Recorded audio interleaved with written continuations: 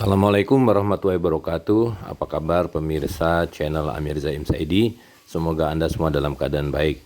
Jumpa lagi dengan saya, dan dalam video kali ini kita akan membahas mengenai kembalinya kafilah perdagangan. Ini adalah sunnah dari Rasulullah SAW yang telah lama hilang dan kini dikembalikan dengan bersamaan kembalinya pasar-pasar dan dinar, dirham serta fulus sebagai alat tukar sunnah. Sebelumnya tolong di subscribe, di like, dan di share. Terima kasih. A'udzubillahi minasyaitonirrajim. Bismillahirrahmanirrahim. Asyhadu an la ilaha illallah wa asyhadu anna Muhammadar Rasulullah. Jadi kita bersyukur pada siang hari ini kita bisa hadir dalam majelis ini ya. Kita kehadiran kafilah dari Caruban ini. Ada rombongan pedagang dari Caruban dan ini adalah satu event yang penting ya. Event yang penting karena bahkan diabadikan dalam Al-Quran ya. Jadi bagaimana Allah SWT menggambarkan kaum Quraisy dulu itu melakukan rihlah ya. Jadi rihlah sebagai satu upaya perdagangan. Jadi di musim dingin mereka ke selatan, di musim panas mereka ke utara. Dan dalam perdagangan ini banyak sekali keberkahannya. Kita tahu bahwa Rasulullah SAW mengatakan 9 dari 10 rezeki itu ada di dalam perdagangan. Karena esensi dari perdagangan adalah memeratakan harta, ya, memeratakan harta, menggerakkan kekayaan, dan terutama dalam konteks hari ini, perdagangan itu adalah bukan sekedar simbol, tapi bentuk dari kemerdekaan. Kemerdekaan dan kebebasan yang tidak ada lagi di kalangan manusia modern pada umumnya. Nah, perdagangan yang juga sekaligus merupakan satu perjalanan itu adalah kebebasan. Dan terutama apa yang kita kembalikan dari perdagangan ini bukan sekedar tradisi perdagangannya, bukan sekedar karavan yang memeratakan harta, dan apalagi kalau sudah dilengkapi dengan satu instrumen perdagangan yang juga hilang hari ini, yaitu qirat. Permodalan, pergerakan harta yang sangat penting yang akan membebaskan umat manusia dari riba. Jadi hari ini orang selalu bertanya, kalau saya tidak punya modal, kalau tidak hutang ke bank, cari modal kemana? Nah, kita sudah punya solusinya, yaitu qirat atau mudharabah. Nah, hari ini umat Islam sudah tidak mengerti teknik mudharabah ini dan bagaimana mudharabah harus dilakukan, karena persyaratan-persyaratannya tidak ada. Yaitu bahwa qirat itu atau mudharabah itu harus dilakukan bersamaan dengan karavan, ya, kafilah-kafilah dagang, yang itu berarti mensyaratkan harus adanya pasar-pasar terbuka. Hari ini tidak ada pasar, tidak ada perdagangan, tidak ada kafilah dagang, gitu. Yang kedua, bahwa investasi permodalan qirat ini mensyaratkan adanya dinar dan dirham. Jadi kalau kita buka kitab-kitab fikih perdagangan, kitab fikih tijarah, muamalah tijariyah, maka qirat hanya sah dilakukan dengan dinar atau dirham.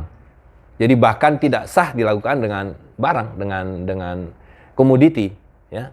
Berbeda dengan syirkah. Syirkah bisa dilakukan dengan bersyirkah barang, komoditi, tapi dalam hal mudharabah itu harus dilakukan dengan dinar dan dirham. Nah, jadi tentu hari ini kita baru bisa melakukan setahap demi setahap, sebagian demi sebagian. Kita masih harus mempelajari dan mempraktekkan qirat itu sendiri, tapi setidaknya dua syarat pokoknya sudah ada, yaitu dinar dan dirham sudah tersedia, pasar-pasar sekecil apapun sudah tersedia. Jadi kalau kita bisa gerakkan kafilah-kafilah dagang ini dengan pasar-pasar yang tentu saja harus lebih memadai. Jadi Rasulullah SAW itu membangun pasar di sebelah Masjid Madinah itu 5.000 meter persegi, setengah hektar. Tentu untuk ukuran sekarang itu pun masih terlalu kecil ya kan, ketika nanti karavan-karavan dagang itu, kalau dulu hanya dengan onta, hari ini karavan dagang bisa dengan kontainer. Kita memerlukan tempat parkir yang lebih besar, memerlukan ruang lapak jualannya lebih besar ya kan, dan di pasar itu selalu ada dua bagian. Pertama adalah bagian-bagian yang retail, yang orang-orang membeli kebutuhan secara eceran, tapi ada bagian yang menjual grosiran. Nah, disitulah tempat-tempat mungkin kontainer-kontainer atau paling tidak mobil toko itu memarkir kendaraannya dan menjual barang dagangannya. Nah, kita suka lihat di sini ada satu mobil yang juga membawa barang-barang langsung dibuka di atas mobilnya. Nah, jadi itu memerlukan tempat yang tentu saja jauh lebih memadai. Harus ada tempat yang khusus, yang nyaman, yang bisa dipakai untuk jualan dari atas kontainer atau mobil dan sebagainya.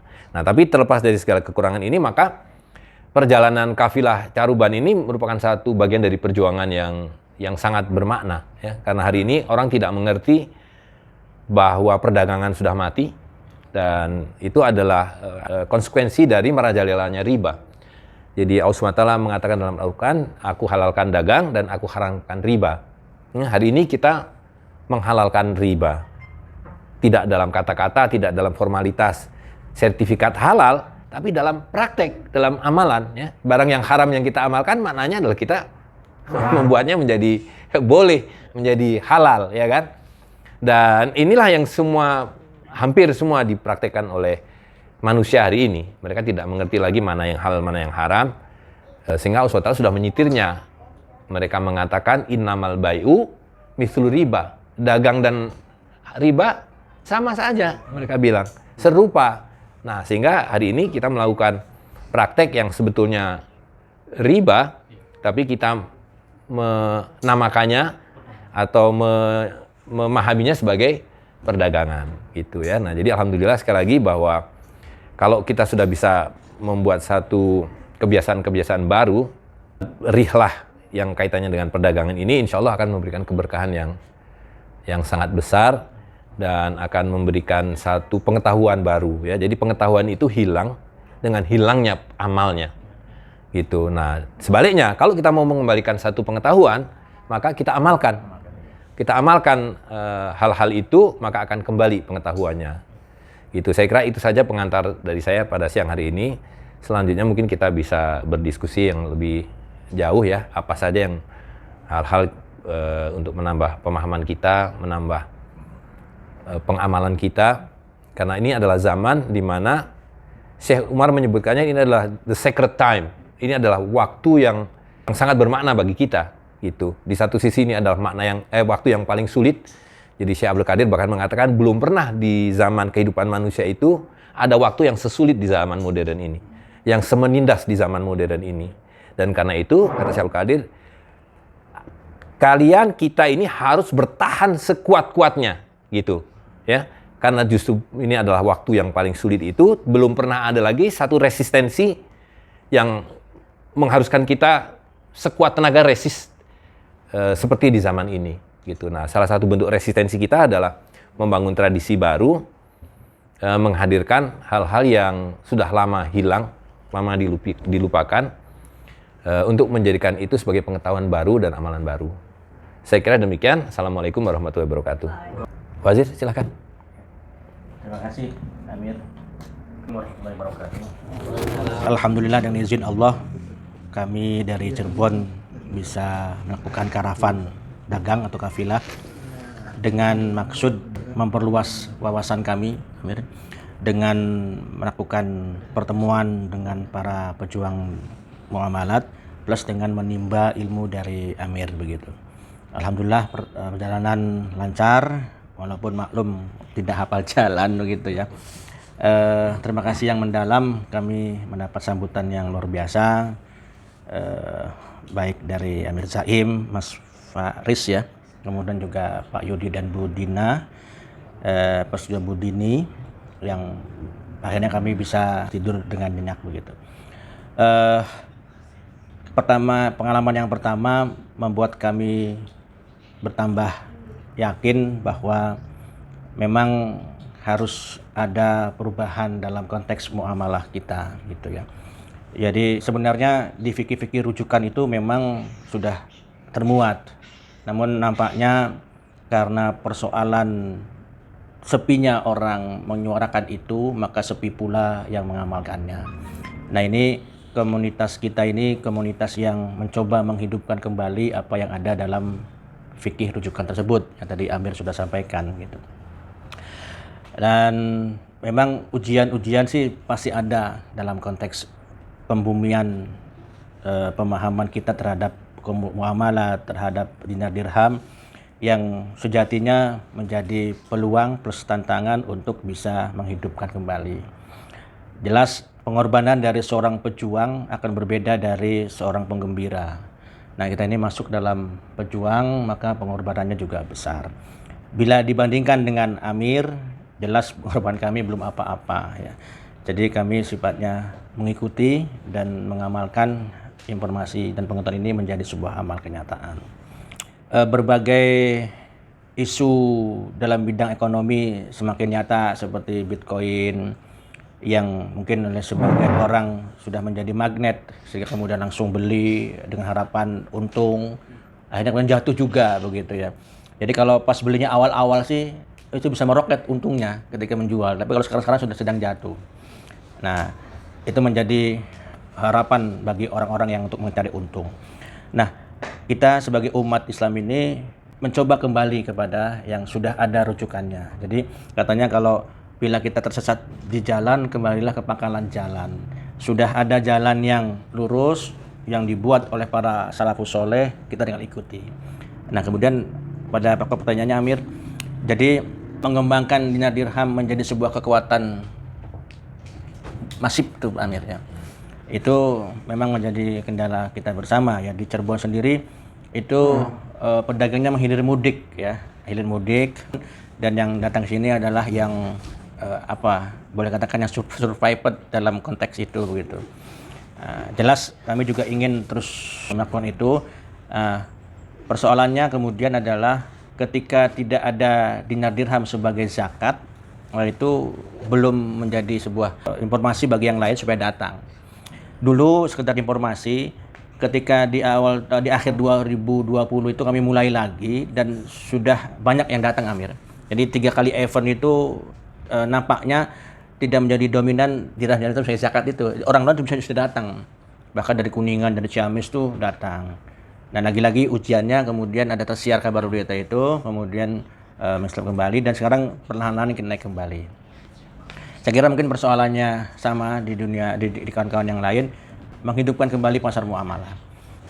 Untuk kasus Cirebon memang sinergitas yang harus dibutuhkan mungkin bagi yang lain, karena komunitasnya dirham di Cirebon itu kan tidak punya apa-apa kecuali semangat untuk pasar muamalah.